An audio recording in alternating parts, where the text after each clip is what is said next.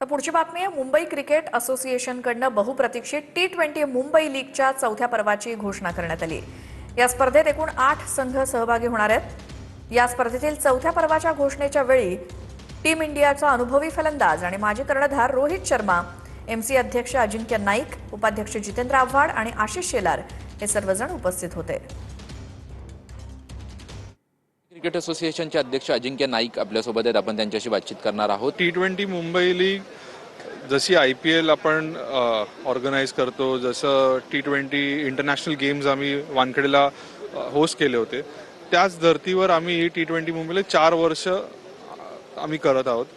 हे ज्या खेळाडू आहेत त्यांना कुठेतरी एक प्लॅटफॉर्म असला पाहिजे। जसं आम्ही मेन्स क्रिकेटसाठी लास्ट 3 वर्ष करतोय, तर या वर्षी आम्ही असं डिसाईड केलं की या वुमेन क्रिकेटर्स, कारण आमची यावर्षी सायली सदगरे असेल, हुमैरा काझी असेल किंवा जेमिमा असेल, असे अनेक प्लेयर्स आमचे भारतासाठी खेळत आहेत। मुंबई क्रिकेट असोसिएशनचा तुम्ही जर इतिहास बघितला तर आम्ही नेहमीच भारतासाठी जास्तीत जास्त प्लेयर्स दिले आहेत। मॅक्झिमम रणजी ट्रॉफी जर कोणी जिंकले असतील तर मुंबईने जिंकले असतील।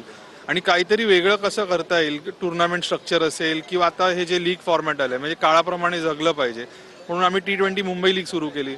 कॅमेरामन चरण सह निवृत्ती बाबर, TV9 मराठी, मुंबई।